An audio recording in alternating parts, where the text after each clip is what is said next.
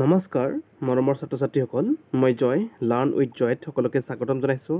আজি মই ক্লাছ 6ৰ ইংৰাজী বিষয়ৰ ৰিভিজন টেষ্ট 1ৰ 7 নম্বৰ কুৱেশ্যনটো আলোচনা কৰিম। 7 নম্বৰ কুৱেশ্যনটোত কৈছে turn the following sentences into interrogative. তলৰ বাক্যবোৰক ইণ্ট্ৰগেটিভ চেণ্টেন্সলৈ সলনি কৰা। ইণ্ট্ৰগেটিভ চেণ্টেন্স মানে হ'ল প্ৰশ্নবোধক বাক্য। এতিয়া 1 নম্বৰটো চাম, হি কেন ছুইম। এই বাক্যটোক যদি আমি ইণ্ট্ৰগেটিভ চেণ্টেন্স কৰোঁ কেনেকৈ কৰিম? প্ৰথমে আমি চাব লাগিব বাক্যটোত অক্সিলাৰী ভাৰ্ব আছে নে নাই। বাক্যটোত অক্সিলাৰী ভাৰ্ব আছে, ইয়াতে কেনটো এটা অক্সিলাৰী ভাৰ্ব হয়। যদি বাক্যত অক্সিলাৰী ভাৰ্ব থাকে তেতিয়াহ'লে অক্সিলাৰী ভাৰ্বটোক ছাবজেক্টৰ আগত বহুৱাই ইণ্ট্ৰগেটিভ চেণ্টেন্স কৰা হয়। তো আমি কি কৰিম? কেন হি ছুইম। শেষত আমি কুৱেশ্যন মাৰ্ক অৰ্থাৎ প্ৰশ্নবোধক চিন দিবই লাগিব ইণ্ট্ৰগেটিভ চেণ্টেন্সত। কেন হি ছুইম। 2 নম্বৰটো চাম, C works in a hospital. এটা হস্পিটেলত কাম কৰে। এতিয়া এই বাক্যটো চাব লাগিব যে এই বাক্যটোত অক্সিলাৰী ভাৰ্ব আছে নে নাই। এই বাক্যটোত অক্সিলাৰী ভাৰ্ব নাই। যদি অক্সিলাৰী ভাৰ্ব নাথাকে তেতিয়াহ'লে আমি ভাৰ্বৰ টেন্সটো চাই ডু ডিড ডাজ ফৰ্মৰ সহায় ল'ম। এতিয়া ৱাৰ্কছ ভাৰ্বৰ টেন্সটো কোন টেন্সত আছে? ভাৰ্বৰ 3টা ৰূপ আছে, প্ৰেজেণ্ট ৰূপ, পাষ্ট ৰূপ, পাষ্ট পাৰ্টিচিপল। প্ৰেজেণ্ট ৰূপক সংক্ষেপে কি বুলি কোৱা হয়? V1 বুলি কোৱা হয়। আৰু পাষ্ট ৰূপক সংক্ষেপে শ্বৰ্ট ফৰ্মত V2 বুলি কোৱা হয়। আৰু পাষ্ট পাৰ্টিচিপলক V3 বুলি কোৱা হয়। তো ইয়াতে কি আছে?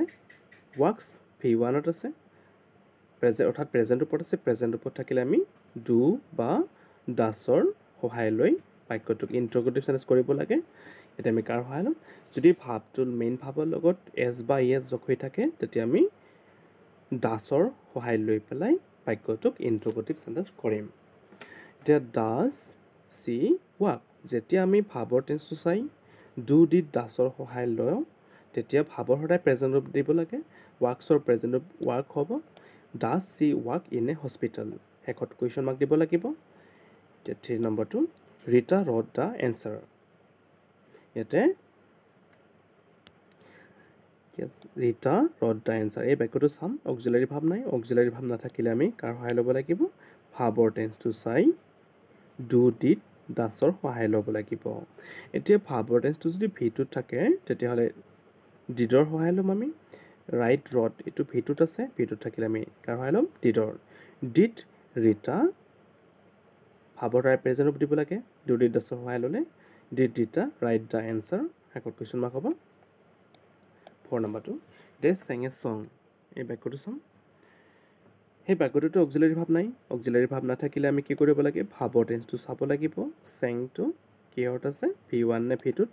চিং চেং চাং। চেংটো V2ত আছে। V2ত থাকিলে আমি ডিডৰ সহায় ল'ব লাগে। ইণ্ট্ৰগেটিভটো কেনেকৈ কৰিম? ডিড দে চিং এ ছং। ডিড দে চিং এ ছং। Question mark. 5 নম্বৰটো, the boy drank the cup of tea. এতিয়া চাম, এই বাক্যটোতো অক্সিলাৰী ভাৰ্ব নাই। ভাৰ্বৰ টেন্সটো চাই আমি কি কৰিব লাগিব? ডু ডিড ডাছৰ সহায় ল'ব লাগিব। এতিয়া ড্ৰিংক ড্ৰেংক ড্ৰাংক এইটো V2ত আছে। V2ত থাকিলে আমি কাৰ সহায় ল'ম? ডিডৰ। ডিড দ্য বয়, ভাৰ্বৰ সদায় প্ৰেজেণ্ট ৰূপ দিব লাগে। Drink the cup of T. Question mark হৈ গ'ল। এতিয়া 6 নম্বৰটো, হি হেল্পছ দ্য পুৱাৰ। হি হেল্পছ দ্য পুৱাৰ। ইয়াতে বাক্যটোত অক্সিলাৰী ভাৰ্ব নাই। ইয়াতে আমি ভাৰ্বৰ টেন্সটো চাবই লাগিব।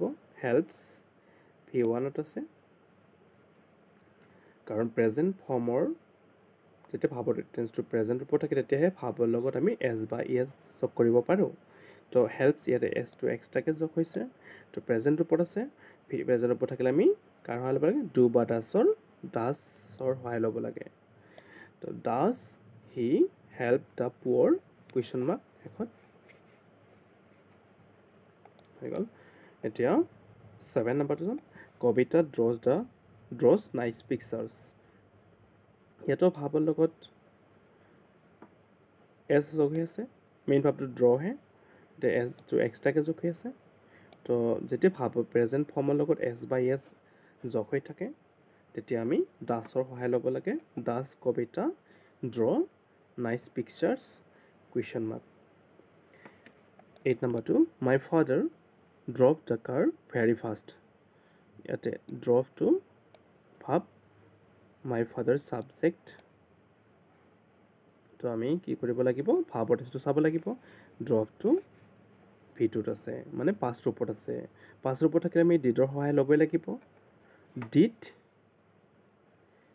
মাই ফাদাৰ ভাবৰ সহায় প্ৰেজেণ্ট ৰূপ দিব লাগিব drive the car very fast question mark হৈ গ'ল এতিয়া 9 নম্বৰটো these children wash their hands before meal এতিয়া ইণ্টাৰভিউটো কেনেকৈ কৰিম বাক্যটোত দিছ চিলড্ৰেন হ'ল ছাবজেক্ট ৱাছ ভাব তো ছাবজেক্ট আৰু ভাবখিনি ধৰিব পাৰিলে যথেষ্ট ইয়াতে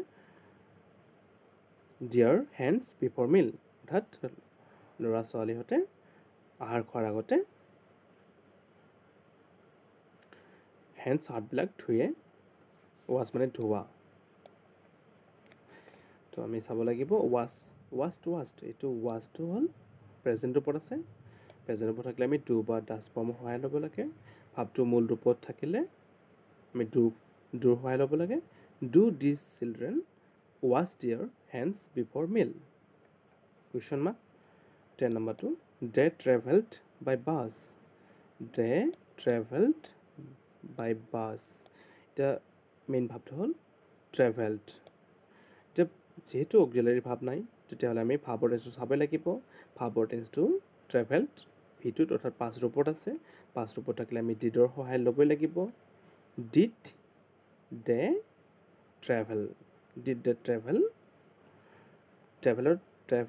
প্ৰেজেণ্ট ৰূপ হ'ল travel did they travel by bus question mark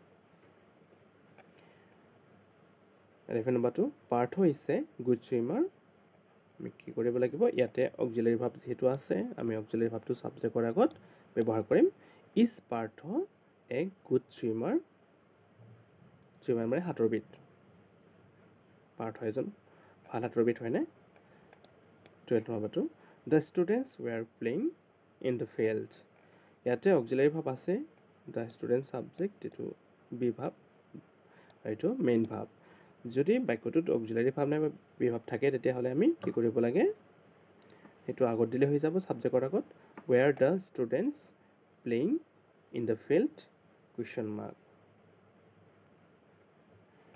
13 নম্বৰটো দে go to school by bus ইয়াতে চাব লাগিব বাক্যটোত অক্সিলাৰী ভাব নাই মেইন ভাব আছে মেইন ভাব থাকিলে আমি কি কৰিব লাগিব ডু বা ডাছৰ সহায় ল'ব লাগিব যেতিয়া মেইন ভাবৰ লগত এছ বাই এছ যোগ হৈ থাকে তেতিয়া আমি ডু বা ডাছৰ সহায় ল'ব লাগে আৰু যদি মেইন ভাব থাকে তেতিয়াহ'লে ডুৰ সহায় ল'ব লাগে do they go to school by bus question mark হৈ গ'ল মৰমৰ ছাত্ৰ ছাত্ৰীসকল আজিৰ ভিডিঅ'টো ইমানেই